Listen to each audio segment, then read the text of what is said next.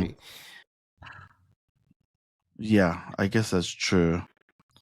But I don't know. They're saying that it was definitely someone on the other side of the aisle that the Republican started side. the rumor, and then it just spread like wildfire for a while. Focus on right at that time. Yeah, I do exactly. remember it very, very vaguely. I was like, oh wow, that's kind of interesting. Oh, I wish things weren't so Yeah. political sometimes. I also remember it was at a time where I realized a lot of people didn't know anything about politics. Yeah.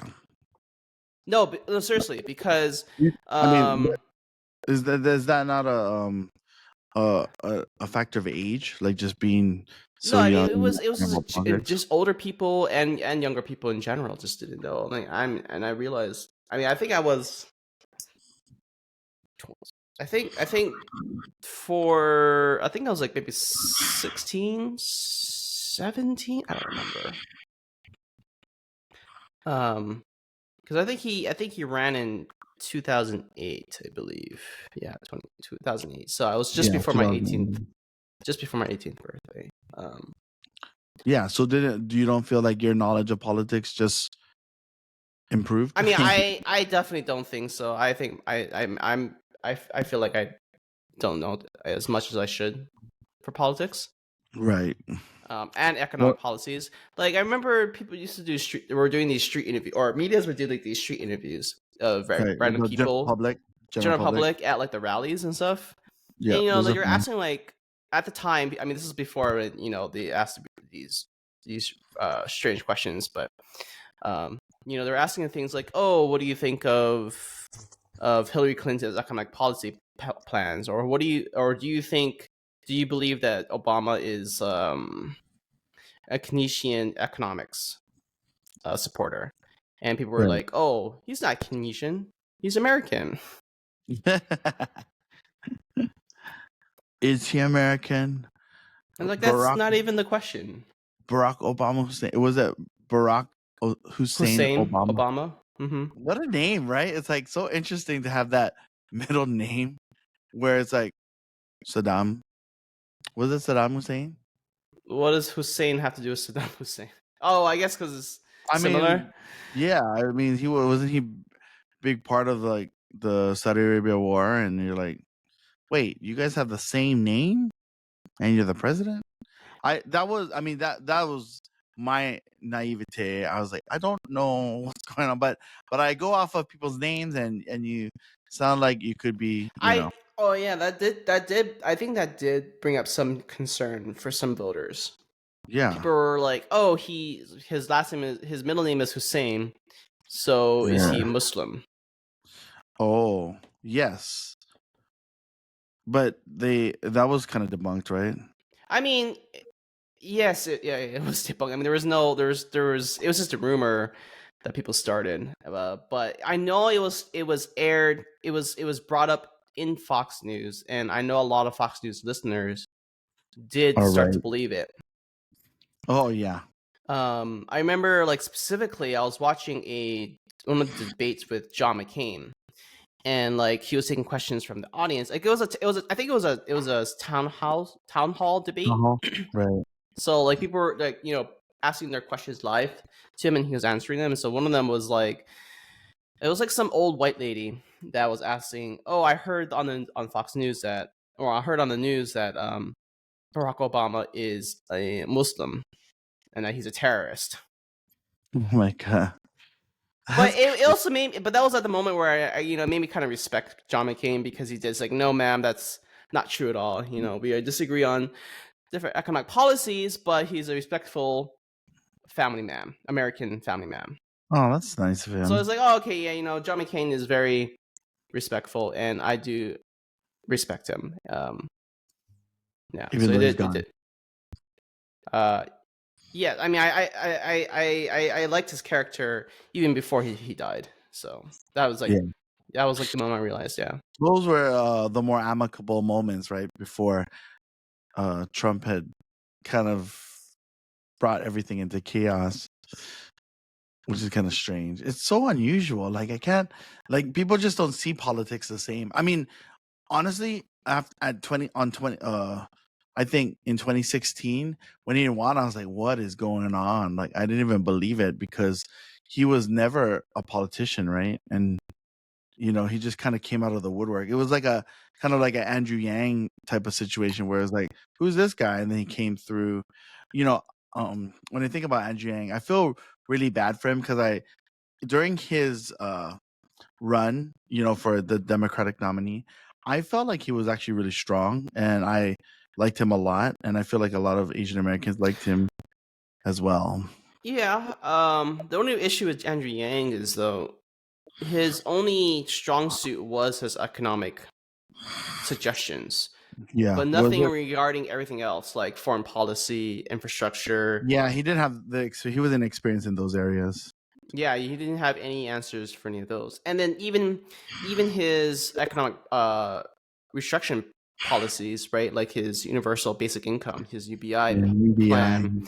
right? It's like people were asking him questions about the math of it, and it didn't necessarily Equal up. equalize. Yeah, like the amount, like, oh, this is how much UBI is going to cost, and this is how much this is how we're going to fund it. The math didn't really add up a little bit, so Yeah, it just kind of felt a little weak. that's funny. It's like you know so much about politics. You don't like talking about politics, even though we're in a political year.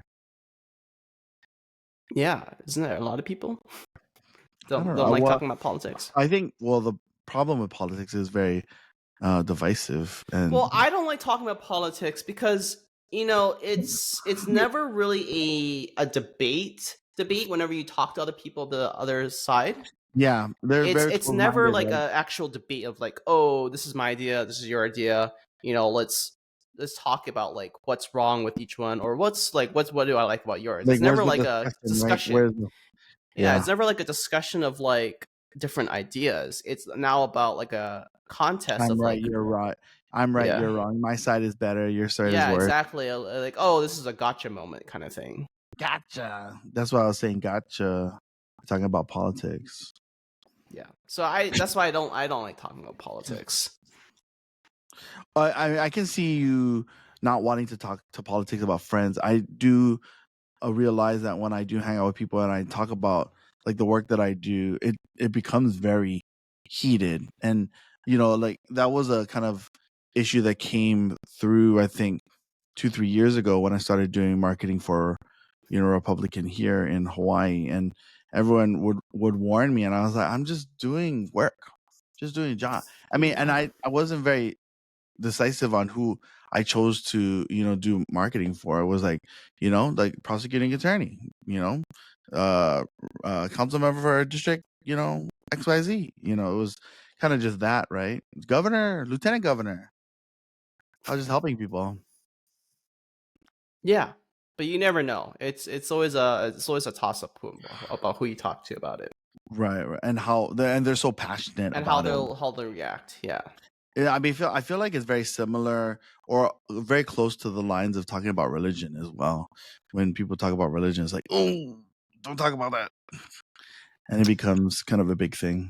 I mean, I guess religion too, depending on your religious faith and base, Yeah, and who you're talking to, if they also have a certain view of religion, religious belief. Yeah. religious belief, yeah, or What religious are other following. what are other kind of hot topics that people just get so heated about? I feel like like back in the days, it was like Team Jacob and Team I I don't don't even know. I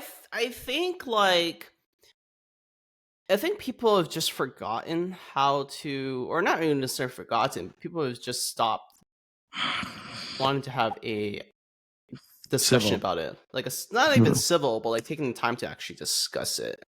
Mm, Because the thing is like information is like all over the place now. It's so easy to yeah, acquire it. right.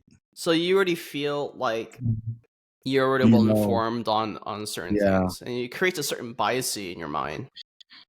And because of now, like, of the internet and social media, right? It's like if you go searching for a certain element, you're probably going to find something to support your beliefs, your argument. whether it's true or not. right? And like it's fake news or fabricated news or true news, truth, Yeah, or half truth news. which is yeah, it's and that's what actually surprised me about like something like Truth Social. It's like it's supposed to be like something that you know allows you to have freedom of speech, right? Like, oh, I can talk because it's Truth Social and whatever I say, is what it is. But is it the truth, right? When everyone says that all Trump does is lie.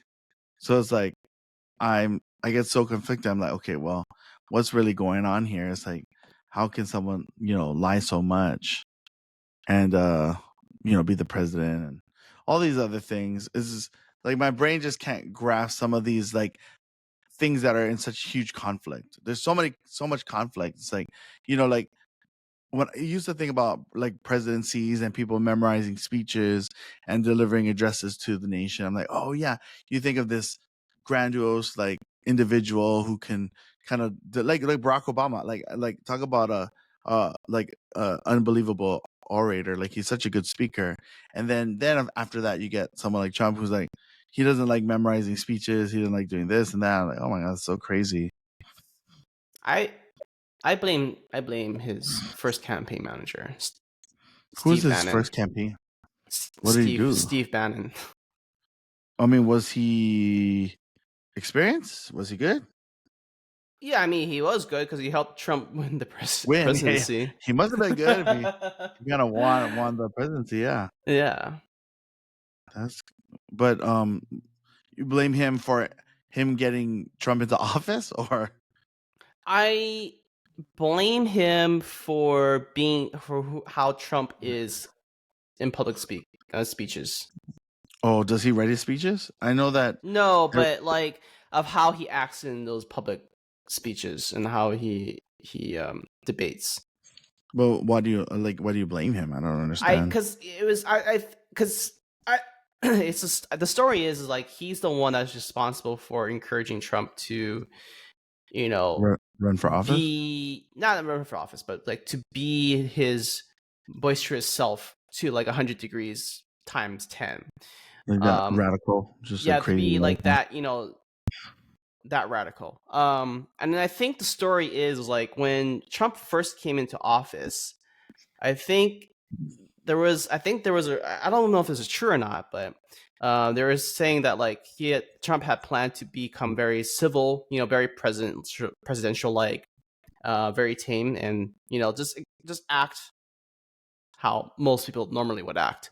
Right. Um, but then I Normal. guess, You mean talking about normal presidents sure, or normal normal? presidents, yeah, Okay, great. normal presidents. But I guess when he in his first year in office, the media was still attacking him for certain things, and so I guess it upset Trump.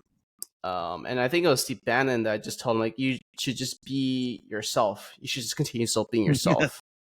Right. Don't be And so ever president. since then, it's like President Trump started attacking back, or started talking back to the media, and that's when he started saying things like fake news and it's Oh, all and a that's lie. why the media kind of hated him. Well, the media kind of already hated him. True. I mean, that's what's I think unfairly they did hate him from the get go. yeah. Well, and I feel like that's where our country was very divided. It was like, it was very like people didn't want Trump, but I guess people didn't want Hillary either. And I honestly thought that Hillary was going to win. And Well, then she did once win the popular vote, but it doesn't matter. yeah, and then but once that occurred, it was kind of like there was like a ripple effect that just split the country in half. And it was kind of like that ever since. Well, and I mean, Trump himself didn't make things better. True. Just Yeah. started calling out everyone, saying like, "Oh, this is all a lie," and Which is like, kind of a bummer because I felt like it diminished the respect for the presidency. A lot of people used to respect, the president of the United States, and they're like the best of the best. I I don't know about the office, but it definitely diminished the election cycle. Oh, that too. Yeah. You mean like our means of election? Our whole election process. You know, the Mm, debates, the nominees, um, the campaigning, all of it. yeah. Well, and I think that's where I feel, and I've just been observing, like right now, Kamala's in a very precarious position. There's 35 days left as of this recording. And, like, you know, Kamala has to deal with Israel and she has to deal with the, Hurricane Helene. And there's so many things that as a vice president, she should be taking care of while she's supposed to campaign in these very close um, swing states where there's only like 1 or 2 percentage points apart, and I don't know if she has enough time or enough focus to be able to do a good job in you know getting the presidency. Yeah, I mean, there's a growing list, right? Like there is the Israel conflict now with Iran, and then Yeah, there's the still the ongoing conflict with Ukraine and the war between Ukraine and Russia. yeah. Then there's Hurricane Helene, um, and then there's also The economy, we're all still well, there's the suffering. economy. The border, so many problems in America. No, I'm just kidding. Well, I was also going to say there's also the issue with the the People's Republic of China. You know, their territorial disputes with the Philippines is kind of increasing. What? Yeah, you didn't know? I didn't know, but my friend is Filipino Chinese. Yeah, China is currently trying to is claiming like large parts of the Pacific Ocean in front of the Philippines and Taiwan, even though What? it's considered international waters by the UN. And they're sending patrols along these routes, and they're kind of clashing with the Coast Guard. Like there was a report recently about a Chinese vessel intentionally rammed into a Filipino Coast Guard boat. Mm, wow, that's wild. And I guess that would trigger some type of act of war or anything like that. Not necessarily. I mean, it's just a conflict. It's just an ongoing conflict that it's kind of starting to. I don't know if it's escalating, but it's not getting better. Yeah, of course. Yeah, Wow, the world is in disarray, and I yeah, mean, and then it's like and there's still the ever looming threat of China invading Taiwan. your Um, hometown, your what do you mean, ancestral town, what do you mean my ancestral town? aren't you Taiwanese? I'm also Japanese and Korean and Chinese. Oh, you're Chinese too? No Yeah, way. That's wild. I'm everything. I'm You're all having Asian. a lot of internal conflict, huh? No I'm just internal kidding. conflict. But so what's happening with Taiwan then?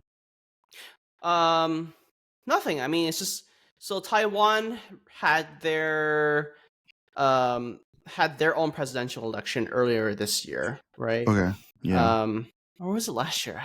I feel like all these months are like merging Well, together. I know Korea had their election this year because I was watching the Yeah. Korean. But it was an important debate because the two parties, whereas one was pro independence, right, remaining their independence, retain independency from China. The other Yeah, one was be a part to of China. create closer ties with China. Yes. Oh, okay. And so China has always been trying to kind of integrate Taiwan back into the Chinese party. So was it there Kind of like before? what they did with Hong Kong. What? Oh, was Hong Kong separate too? Dang, I Was not should anymore. More these days are more aligned with Chinese policies than their own. have. Well, that's why you keep telling me that Taiwan is not a Chinese part of China. I'm like, "Yeah, aren't you from China? Yeah, I mean they have their own government and currency and everything. In Taiwan? Yeah, I wonder if people know that. they do. Okay, so you say. So yeah, I mean, Asian Americans might know. Like people who are Chinese and Taiwanese probably know that. But I mean, Well, yeah. do people in Iowa know that, Malia? No, I'm kidding. I don't know. I mean, honestly, for me, when you kept correcting me that it's like, oh yeah, I'm going to Taiwan. I'm like, oh, you're going to China. That's how I No, felt. because if I went to China, I would need a visa. Taiwan, you don't need a visa. No. Great. Let's all go Taiwan then. Yeah. Have some tea. Yeah. Anyway, yeah. But So, yeah, but anyway, so President Xi Jinping of China, he's always been saying that we will eventually reclaim Taiwan, we pretty claim. much. Will or something like that. Like they'll say they were we our plans hasn't changed. We always intend for China to rejoin the Chinese Party, Communist Party. Wow, that's great. I But mean, that Taiwan kind of people don't want that, or the government right, of doesn't want course. that, and Well, I America mean, doesn't want that. The whole Western alliance doesn't want that. but what would be the reason for that? It's just because. For one, geographically, it's a strategic location to maintain this barrier of defense to keep China's aggression in check. Mm, And the other reason is because in Taiwan they have this company called Taiwan's Semiconductor Company (TSMC), oh, yeah, and they are like one of the world's leading. leading companies in creating semiconductors. Wow, it kind of reminds me of when the USSR became like separated countries. Like Russia, Mm-hmm. Belarus. All of those different. The when the USSR split, I was like, oh, that's interesting. And but now with the ROC, right? Republic. What There's the it PROC and there's the ROC. yeah. So it's like then there's that. I'm Mm-hmm. like, why do you keep changing? Why do you guys keep changing? Just stop it. What do you mean keep changing? I mean, just like how they had one, big you know, the Soviet Union had like this big, like USSR, which included like all these different places, and then they split them all up, right? Well, the USSR collapsed. That's different. I mean, but like it was so because it collapsed, they just split it all up. Well, the USSR collapsed, and so all of these independent territories declared independence, Mm. and they So became their who own countries. and then and they're all happier for it. Yeah, and now they're all joining NATO. Oh, No, Taiwan's different because I don't know if you're. Well, I guess I don't know how familiar you are with the Chinese Taiwanese history. I'm not. Oh, basically, there was a cultural war in China where the Communist Party overthrew the Chinese government then, and that Okay. Chinese government fled to Taiwan. Mm. And then started their own thing. Well, yeah, they started their own thing. They created their own. They maintained the old government regime in Taiwan. Meanwhile, the Communist Party started their own government party in mainland China. Oh, I see. Yeah.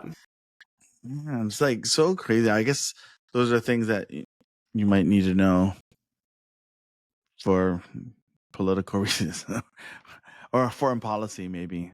I mean, it is important because it is still a current issue today, and it does affect like the current global market. Right. I wonder what's gonna happen after we elect a new president. Like, do you think that the wars will stop? No, You don't think that Trump can stop the wars? no. What is he gonna do? I don't know. How's Just okay? Well, I call guess his I buddy. don't. I guess Call his I don't buddy really know. president. But like, how does Trump just decide to end the war between the Israel conflict or the war between Israel Well, and I know Palestine that or Gaza during the or Hezbollah? debate they were saying that like I know of a fear of commas, right? They're gonna kind of surrender Ukraine to Russia. That was one of the things that they were gonna say, and I know that Ukraine wants nuclear missiles to send over to Russia and Yeah. kind of defend themselves. I mean, maybe they got a plan or a concept of a plan. What do you mean the concept of a plan? No, I'm just kidding. That was one of the quotes from the debate when he was Oh, talking about Obamacare. He's like, I got a concept of a plan. So maybe he has a concept of a plan. wait, who are we talking about? Or which side? Or Trump. This is Trump. oh, okay, okay, okay. Yeah. So maybe they have a some concept of a plan. I mean, I don't know how strong Trump is in foreign policy. I just know he knows like all the dictators. That doesn't mean anything. I know it doesn't mean anything, but you know, it, I mean, if his peace plan is to just accept Russia's deal, which is to just give up all the territory that Russia already claimed, oh then yeah. I don't think that's gonna happen. I don't think Ukraine would ever agree to that. Mm. Well, yeah. Well, Ukraine. I do know that Trump did meet with Ukraine as well when Ukraine came down to America because I think things were getting pretty Honestly, bad. I think he's just gonna continue the same policy. He's gonna continue support to Ukraine. I think that's really what he's gonna end up doing. Because What do you think he'd like to? honestly, I mean, I know that it's a terrible thing, and I kind of do want it to stop. I do want it to end, but for America's military, it's beneficial to us Right. because all of the all the equipment and ammunition that we give to Ukraine and we sell to them, right? That You eventually gets make replenished money. by newer ones that we have to produce. Mm, which stimulates the economy. No, I'm just Well, I kidding. don't know if it stimulates the economy. It definitely stimulates the war economy, the war industry. What do they call the military industrial complex? Yes, exactly. Military industrial complex. What? So Yeah. It's. I guess it's a lot more complicated than. yeah, and plus, Yeah. like what? It's like, and the thing is, like, if let's say we do give in to Russia's demands, like, let's say we do convince Ukraine to accept Russia's peace deal, right? Then it's like a matter of precedent later on. Like, what's to stop Russia from doing it again? Right. It's kind of like you're almost rewarding them for Yeah. ill behavior, and they're like, "Oh, well, okay, so America has no backbone, so let's just take over the world." Mm-hmm. Yeah, exactly. Honestly, Mhm. I think a huge portion of this entire war is a consequence of the takeover of the Crimea back in like 2014, I think. Oh yeah, like 12 years ago. 10 years ago. We're in 20. You said 2012, right? Or 2014? 2014. Yeah, it's 10 years ago. Yeah. All right. Well, that was deep. And history lesson from It's Jeremy. not really a history lesson. I mean, we kind of went through it pretty extensively. I mean, it will help me kind of understand. Even though I was in the military, I feel like being in the military really just doesn't provide you foreign policy experience. It's kind of interesting, like how a lot of politicians use the military as like, oh yeah, I was in the military. But for me, I was mostly at AAA Army Medical Hospital, so it's kind of like, okay, well, I Well, I didn't. wouldn't I wouldn't expect it to. I mean, Well, I mean, you have people like Tulsi Gabbard, or you have like even the two vice presidents, right? Both of them served in the military, and you think to yourself yeah. like, okay, well, does that matter? Does that add anything to foreign policy? Does that make people respect people more? You know, I guess just in terms of serving your country, It just but shows that they're true patriots. we are true patriots. Yeah. And that's all we have today. We'll see you next time. No, okay. Um, yeah. Good. Good. Good. Yeah. Good. Okay, we're gonna have to. I guess we're gonna have to filter through a lot of that.